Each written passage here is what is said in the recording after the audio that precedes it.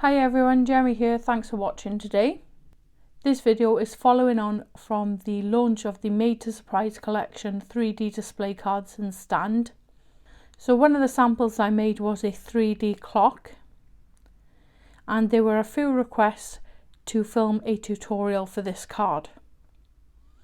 So I'm going to recreate that with you today. It's going to be slightly different because I'm going to personalize this for a 60th birthday. And it'll be more in a masculine theme, but the process will be the same, and you can change up the colours and the embellishments to make it more feminine if you wish. So let me show you what I've used. So I have the Time A6 stamp and die set. So I've die cut the cogs in different colours, and I'm going to be using it's a special time stamp. I'll be using the Circular Frame Editions die set. So we've got the clock face here, so I'll be using that and these hands. I'll also be using the 3D display card and stand die set, and I'll go through all the elements that you need to cut. Then lastly, I'm going to be using the large modern numbers die set. I absolutely love this set. I think this is a core item that you need in your stash, especially if you're starting out, because it has two dies. You've got the shadow die and then the smaller die that sits inside. I think it's a lovely collection. So first of all, we'll start with the construction of the stand. So I have the panel die here, and there is an indication on the piece with two arrows pointing where you need to cut. So you need to trim this piece down so that it fits your stand. I've added double-sided tape along the teeth section, and I've also reinforced the score lines. So I've folded and burnished along the score lines, and now I'm just going to add a curve into this piece of cardstock.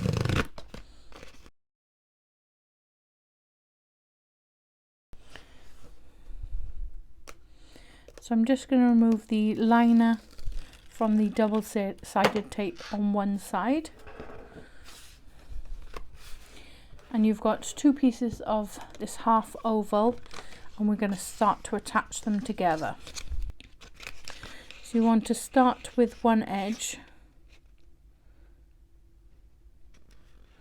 Get that first piece in place. And then you just want to work your way around, following the curve of the cardstock.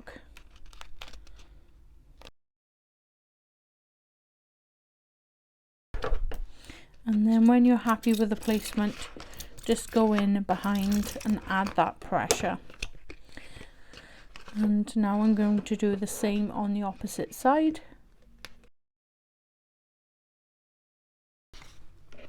Next, you want to take this piece here and attach it to the tab here. Now, you can do this in many ways. So you could have this stand open and you could trim that off and it'll stand up like so. So then you can put lights inside, for example. You can also attach this to the tab and close this up completely. Glue all the tabs inside, like so. Or you can just attach this piece to this tab here and leave the tabs, and it'll still close up, and you might be able to add some lightweight treats in there. You'd have to sort of play about with the weight and see how it sits. So I'm just going to add some quick grab glue to this tab here and add this piece over the top.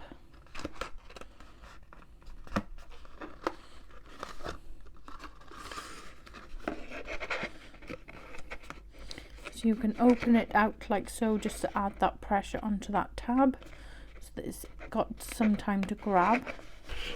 So I've just done the tester, and I think I'm going to seal this up permanently. so I'm not going to add anything inside. So I'm just going to add some quick grab glue along the 3 tabs.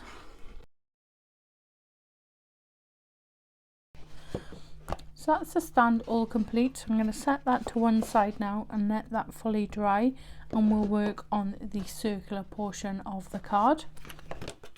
So for the circular section, I've got a piece for the back, 2 side panels, one trimmed to where it indicates with the arrows on the cardstock, 2 circular frames for the front of the clock, and a piece of acetate. And I've also punched a hole in the center there, as I'm going to be using a brad for the arms and they'll be able to move then. So as I did with the stand, first of all I'm going to fold and burnish along the score lines.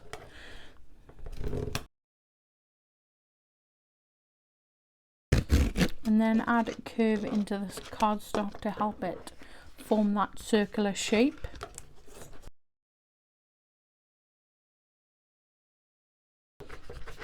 Using some quick grab glue, I'm going to attach both panels together.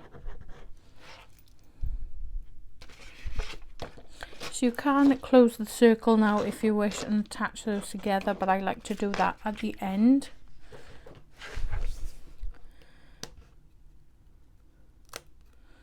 Just going to remove the backing paper there, just off one section at a time to get started. So with the circle you can start anywhere.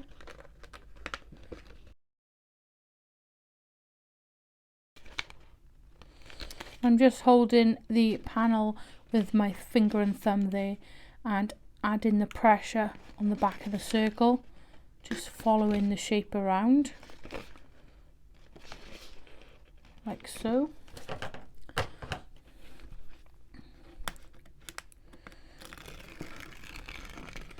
Now I was constructing my circle slightly different to this at the start, but I saw Sam demonstrate it this way, so I thought I'd give it a go. So this is the first time doing this, but I think it's quite simple to follow the circular shape. All you need is a bit of patience.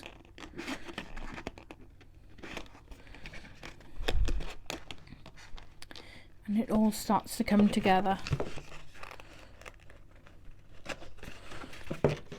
Now I'm going to add quick grab glue on this tab here and just attach those pieces together. So next you'd want to add your pattern paper, your ink blended background, your sequins, anything that you want to add on the inside of the card before closing it up with the acetate. So I'm going to set that to one side and work on my background. So I've got a piece of white cardstock that's cut in the same size as the blue piece here. And what I did with my sample, which I forgot to do with this one, is I added some double-sided adhesive sheet to my white panel before die cutting it, and then I had adhesive covering the whole sheet, and then I added all of my different pieces of cardstock there. So I've just added double-sided tape there.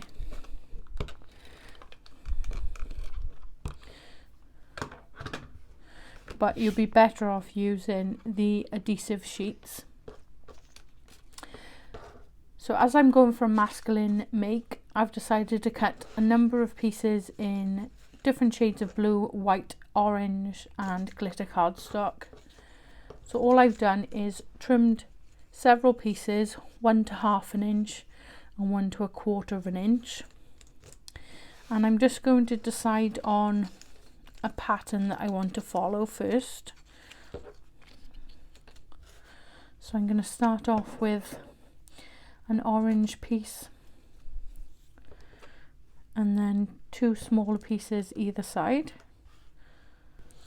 So I think I'm going to go for a pattern like that. So I started with the orange piece in the center, and then I've placed 2 small pieces on either side and just followed the pattern all the way through. So I'm just going to start with this piece first.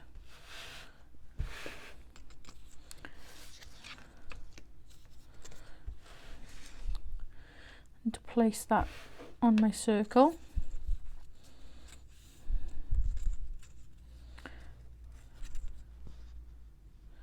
So I'm going to try and keep some offcuts because I want to follow this design onto the stand piece as well. I'm just lining them up to one another and adding that pressure on there.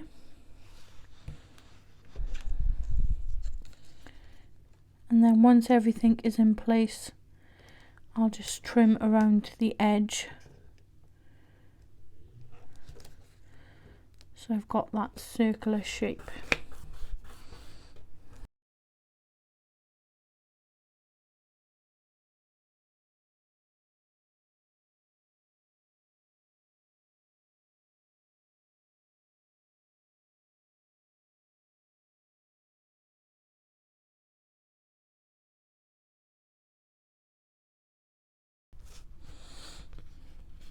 I just went round and checked that all the edges are stuck down, and I'm going to let that dry before trimming around the edge. So I thought I'd work on the matte piece to go on the stand here. So I'm just going to cover this in the exact same way. So I've got some excess pieces of paper here, some strips. So what you could do is use those to create another card background, perhaps a DL card or a small panel to fit on another card. So you don't have to throw those away. So I'm just going to trim around here now and get that stuck inside our circular base. So I'm going to attach this now with some collal glue. So that will really help strengthen the piece.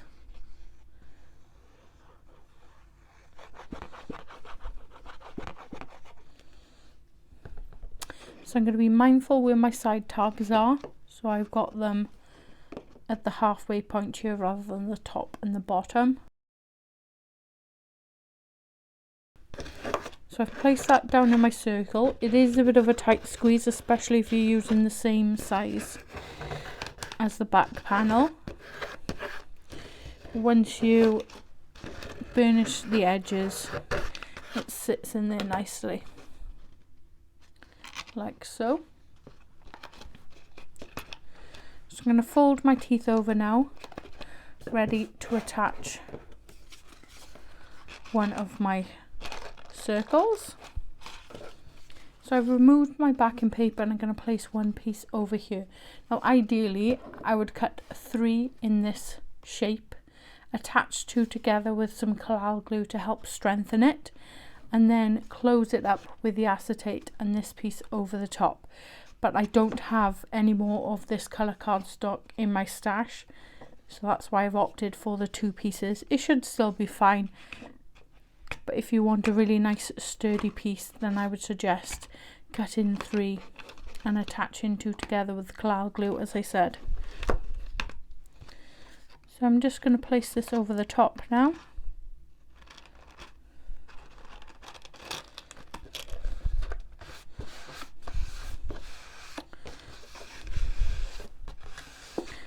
Like so.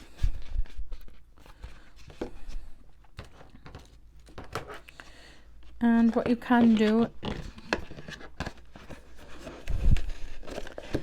is just run your bone folder along the edge of the circle just to make sure that those tabs are attached. So I'm adding the pressure with my bone folder on the inside there and my fingers on the outside, so I've got a surface to press against.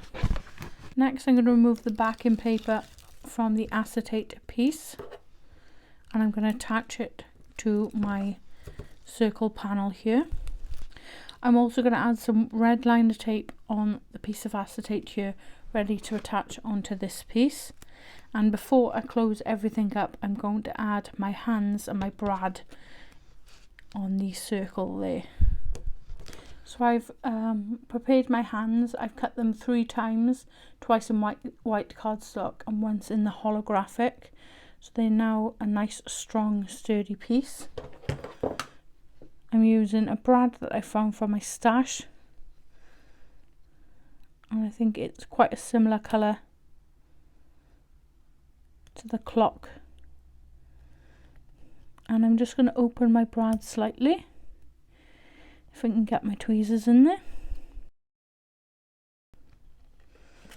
Pop that through the hole.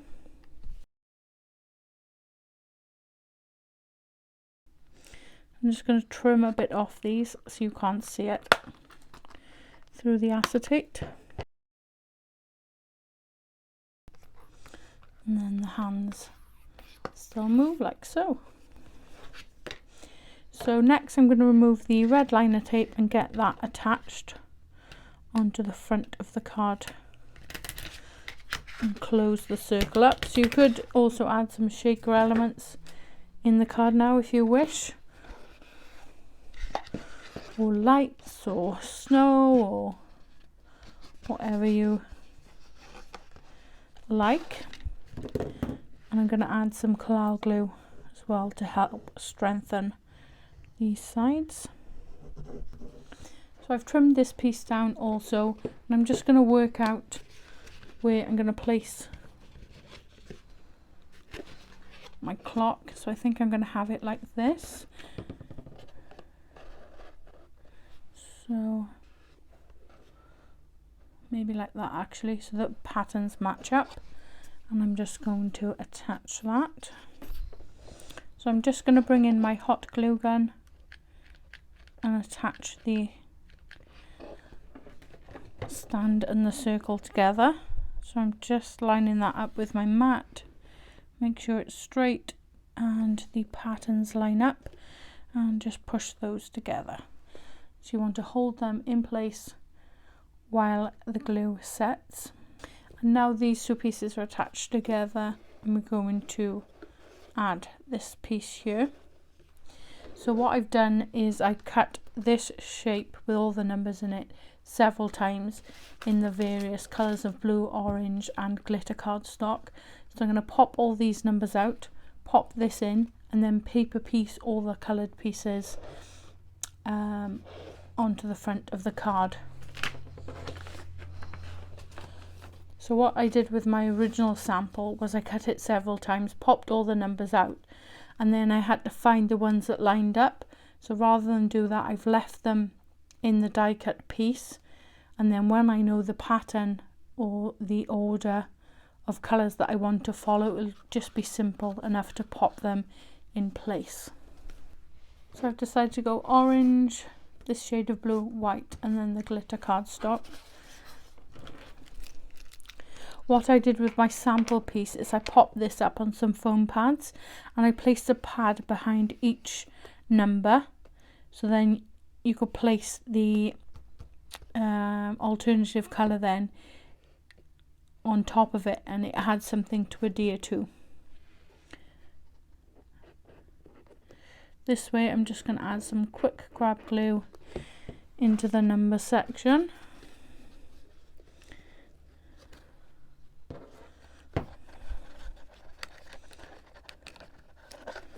Just pop those pieces out and place them down.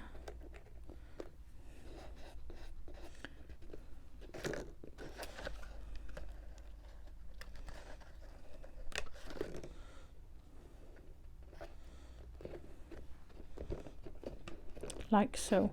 So I'll just go ahead now and I'll attach all of those down, and I'll come back to you. So I've attached all my numbers. I think they look great. And now I'm going to attach the sentiment. It's a special time. I did consider popping it up onto some foam, but what I want to do is I've got a number 60 to add. So I'm going to pop that on with some collal glue, because I'm going to have lots of dimension from the number, which I think I want sort of in the corner there. So I've gone ahead and I've die cut a number of elements. So I've got all the cogs in different colours. And I'm just going to have sort of a play about of the placement of all the different elements. So there's the final card, all decorated. I really like the pop of orange against the blue tones. I think it looks lovely, and the glitter and the holographic cardstock just sets it off. So the hands move on the clock. Obviously we're limited at the bottom where we have the number 60, but they do move around. So I think this is an ideal masculine make. You don't need the mechanism die to create these types of cards. You could just do a circular card using the clock face, which is just in the edition set, and then you've got the cogs and the different stamps that you could add on also. So I've made a gift bag for this card, and I followed the tutorial by Sam, so I'll link that in the description box below. And then the card will fit in nicely inside, and there's sort of a sneak peek into the card there, so you can slightly see the 60 and the clock hands. Alternatively, you could wrap that in tissue paper so they could see that there's something inside, but they don't know exactly what it is. So I hope you've enjoyed today's tutorial. If you have, you might want to hit the like button, leave a comment, or consider subscribing to the channel. If you do subscribe, don't forget to hit that notification bell so you don't miss out on any future tutorials. Any products used in today's video will be listed in the description box below. Once again, thank you for watching, and I'll see you in the next one. Bye!